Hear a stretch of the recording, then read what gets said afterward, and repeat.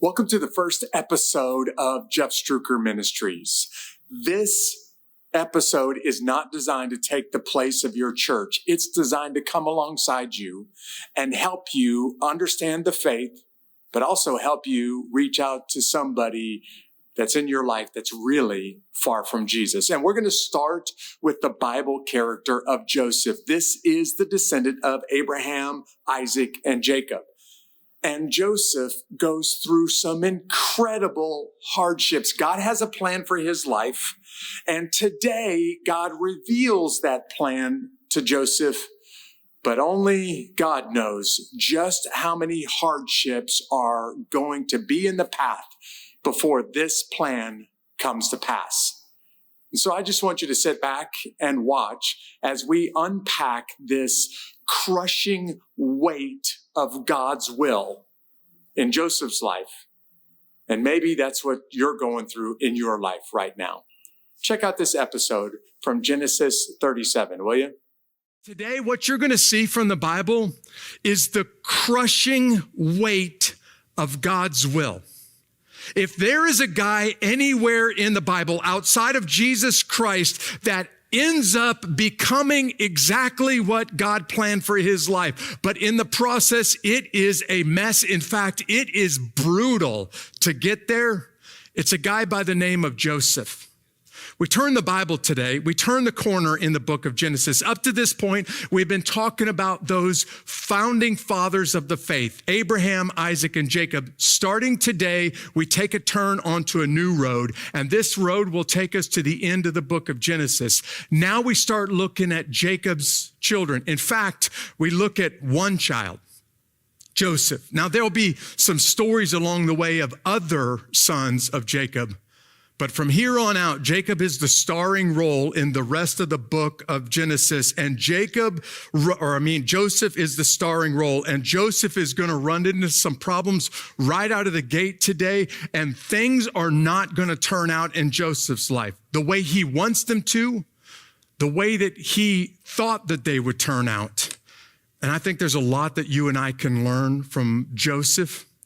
We're in Genesis chapter 37. If you've got that mobile app open, you've got all of the sermon notes and the scriptures right in front of you. But let me just start off by talking about Joseph's dad and Joseph's brothers, because every time that you see Joseph mentioned in Genesis 37 today, it's in relation to his father or his brothers. Let's look at all of Genesis 37, and it starts at the beginning in verse 1 with Jacob.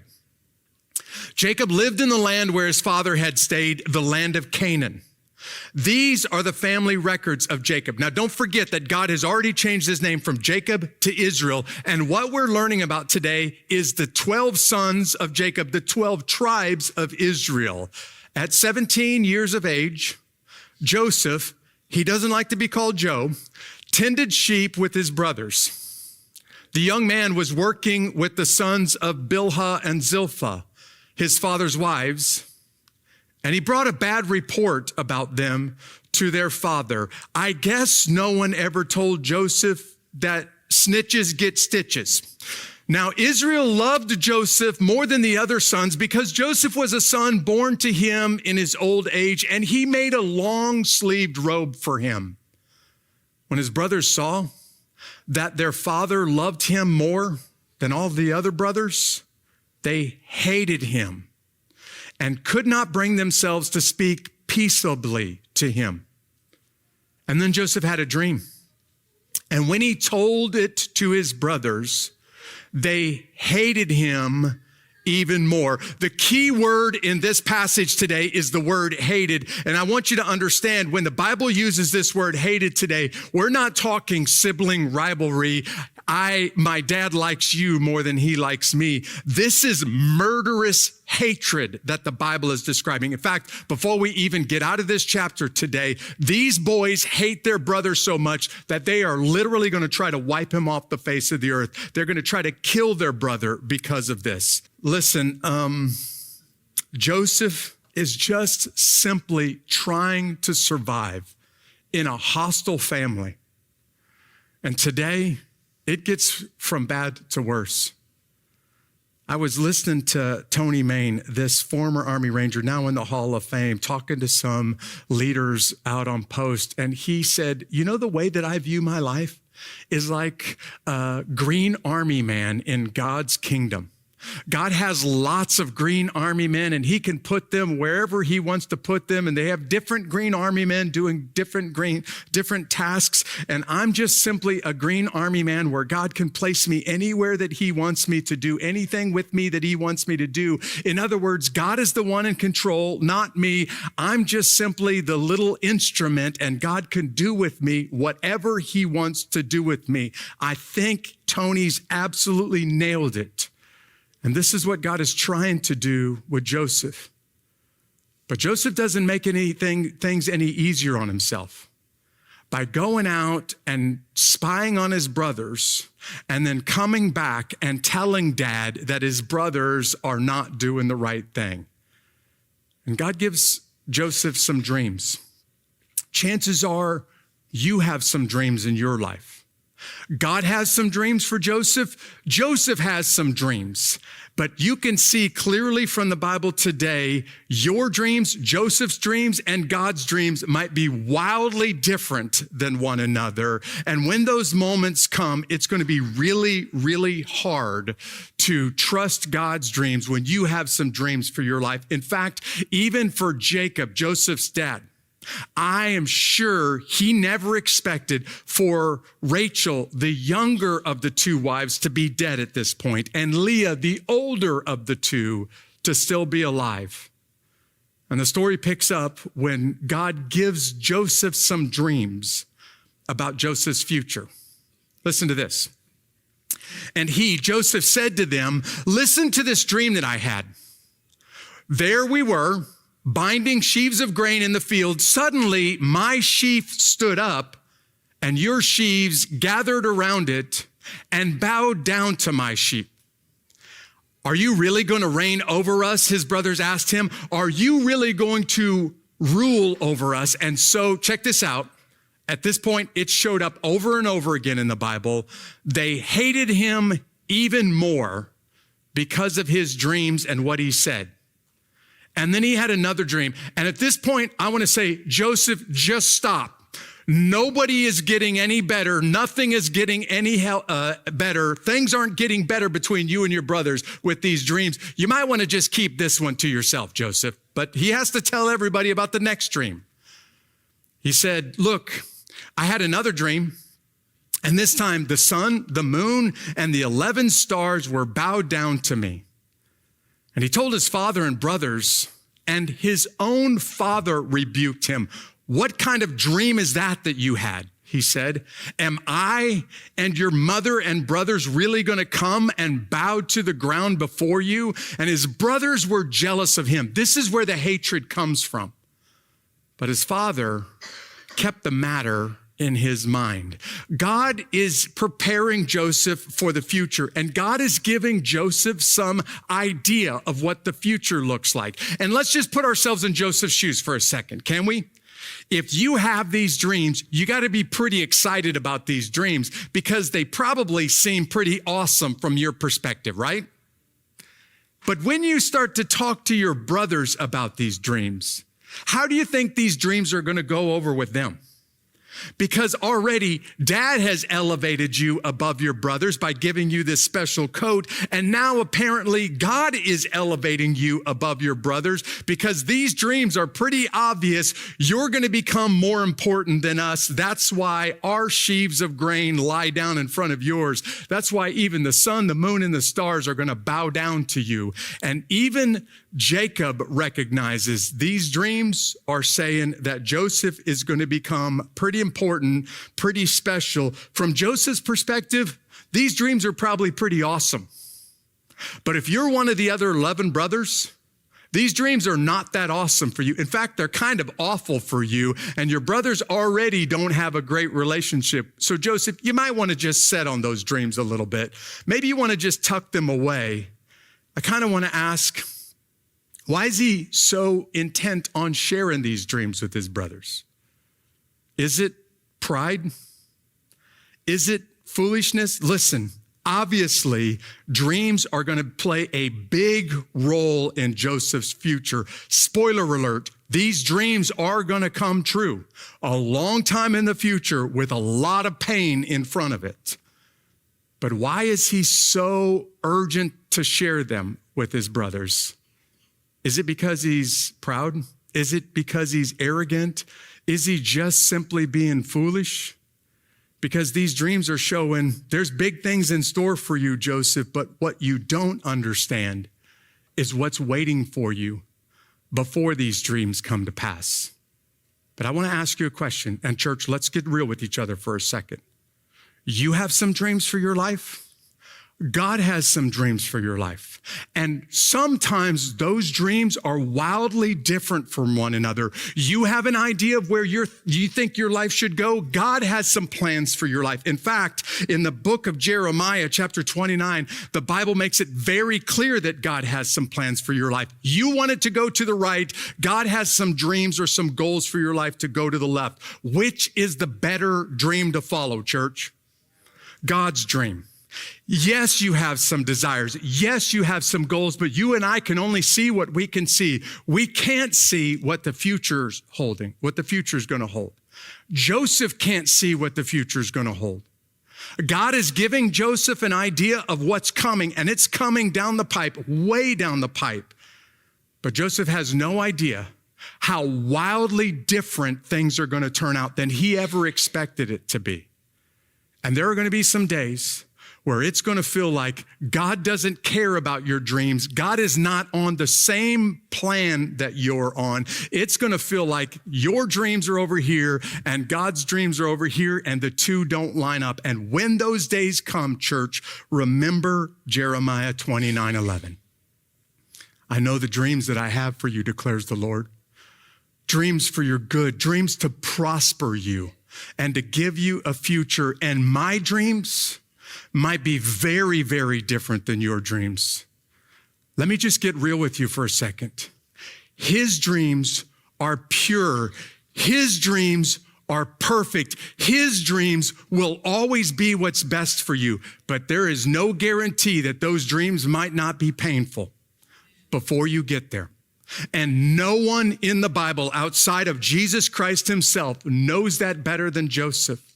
In fact, the Jewish scholars really point to Joseph because they don't believe that Jesus is the king of Israel. They point to Joseph as the ideal Jew.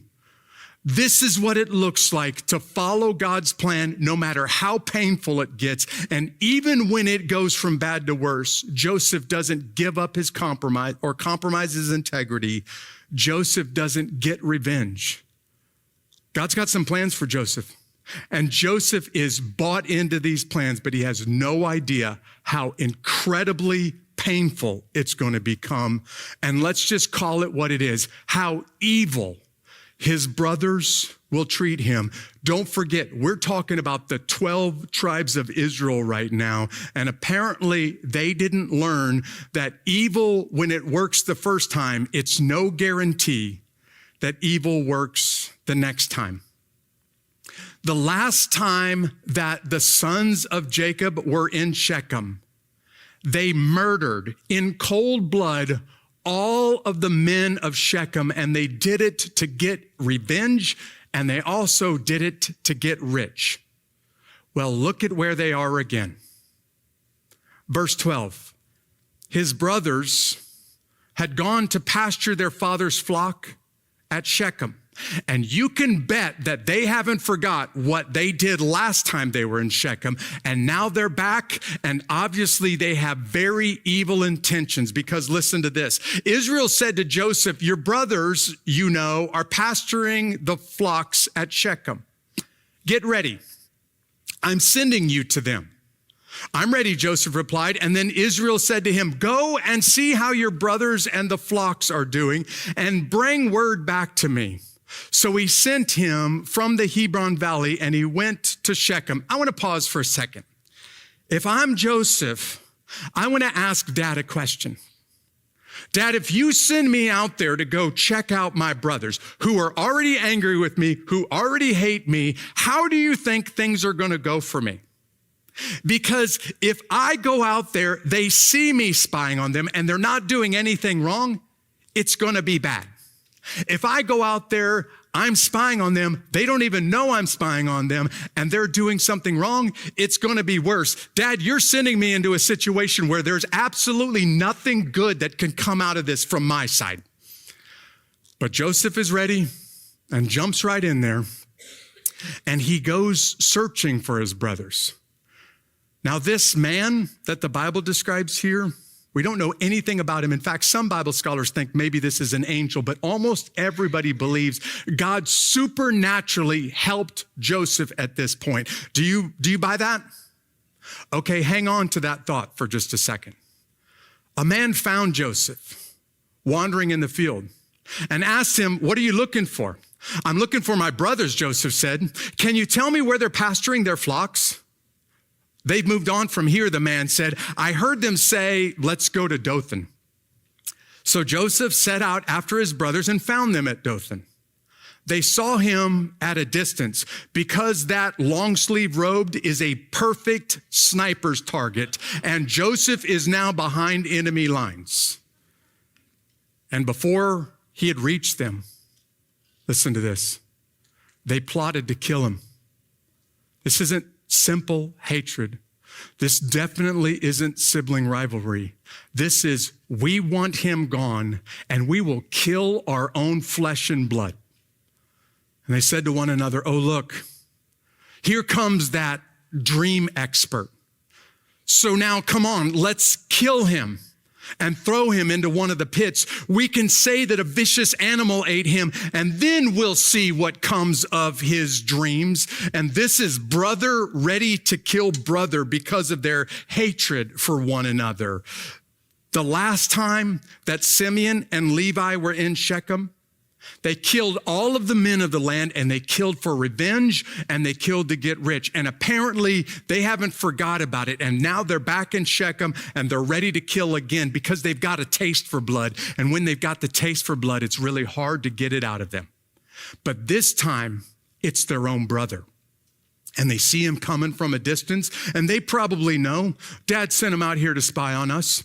So whatever he says next is going to be bad for us.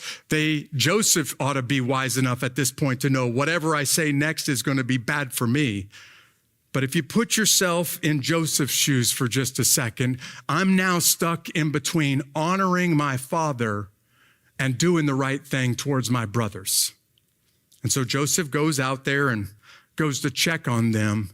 And when he finds them, they can see him from a distance, and they hate him so much that the brothers are ready to kill him. Can I remind you for a third time today, these are the founding tribes of Israel.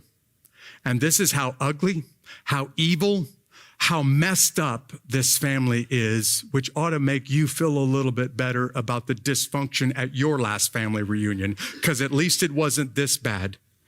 A man found him. And this man, this divine helper from God, said, "Hey, Joseph, go that way. They're over in Dothan." But here's the problem. God just sent Joseph into a trap. God is the one who orchestrated it so that Joseph would show up and the brothers would see him from a distance, and the brothers, now it's not God who put in the brothers' hearts to kill Joseph, but God is the one who made it possible for this event to even happen, because God is the one who sent someone to help him. And I think I need you to know that sometimes just being faithful will put you at odds with people around you. I think you need to hear this, because Jesus even reminds his disciples, in Matthew chapter 10, listen, sometimes by just simply being a man or a woman of faith, your family is going to turn their back on you. Your friends are not going to want to hear it. In fact, people are going to persecute you because of me. In Matthew chapter 10, Jesus says it this way, listen, they're going to hate you, they're going to persecute you, but anybody who doesn't love me more than family, doesn't love me more than father, doesn't love me more than friends, anyone like that is not worthy of me. And you're going to be at work tomorrow. You're going to be at the gym. You're going to be in your neighborhood. And just by trying to tell people how much of a difference Jesus has made for you, it's going to hurt the relationship. In fact, I'm convinced the single greatest reason why Christians don't share their faith today with people they know is because they're worried. What's this going to do to the relationship? What's going to happen if I share my faith and they turn their backs, they reject me, they actually get angry with me? And so you know what they do? They just keep it to themselves. And they practically deny that Jesus is even the Lord of their life by just keeping their mouth quiet.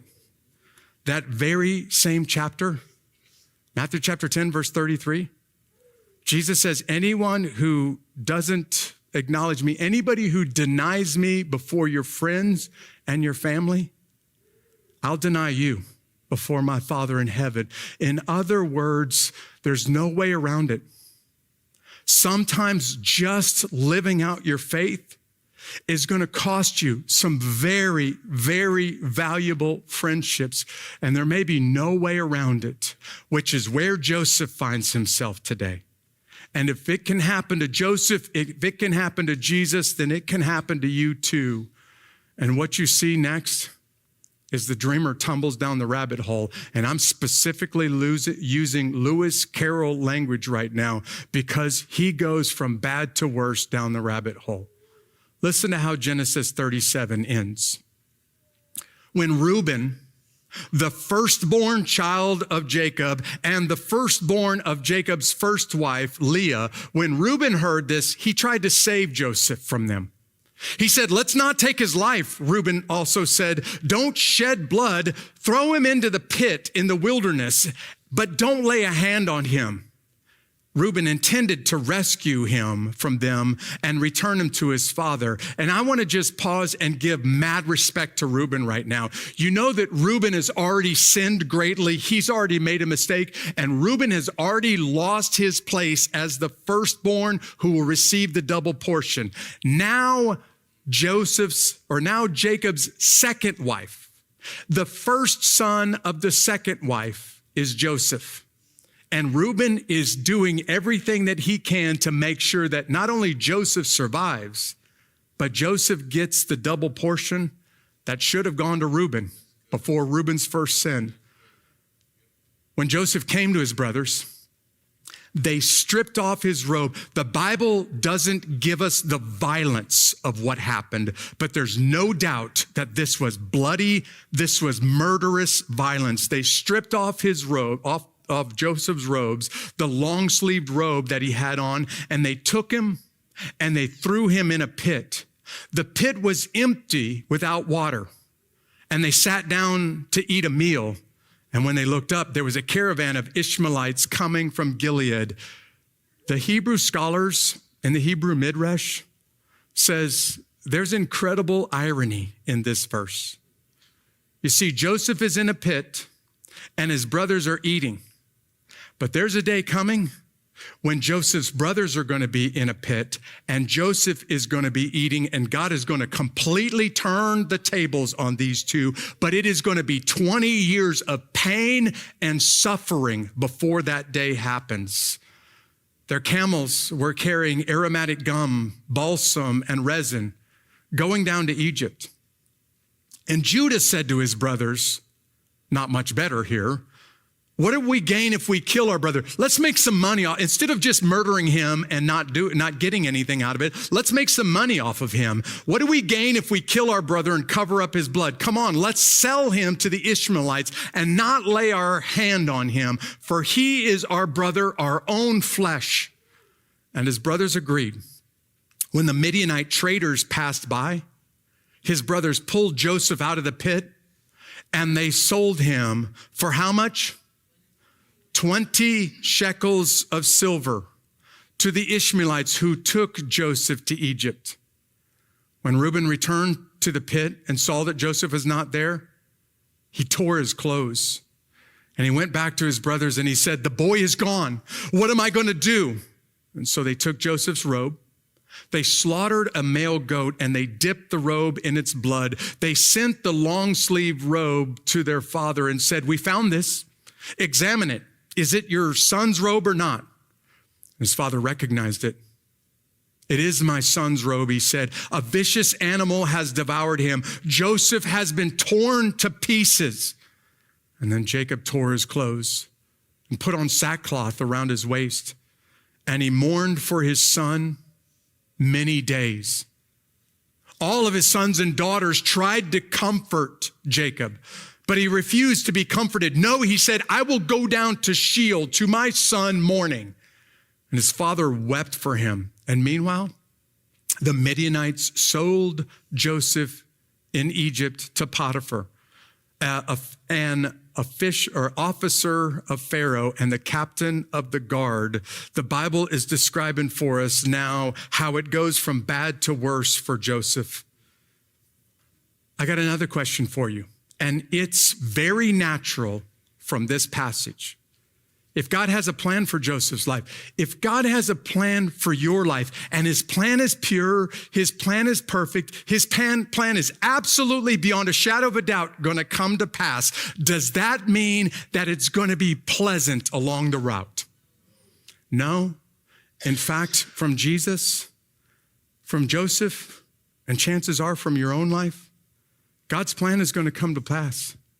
But it may be very painful along the way. And just because it's painful doesn't mean that you're on the wrong path. It may be that God is laying out this long, painful path so that Joseph can get into a place where he will literally save the lives of everybody who turned their back on him. If God would do this with Jesus, if he would do this with Joseph, then chances are this might come to pass in your life too. God has a plan. There's absolutely no question beyond a shadow of a doubt. God has a plan for your life. And Joseph is the living example of the crushing weight of God's will and how painful that plan may be. Would you bow your heads? Would you let me pray for us? Thanks for being a part of the very first episode of this ministry. And if this has encouraged you, I want to ask you, would you text a friend? Would you send an email or talk to a buddy and just let them know about this broadcast? The whole reason this ministry exists is to help connect guys that are far from Jesus to a relationship with the King of the universe and the creator of their soul. Thanks for joining me. See you next time.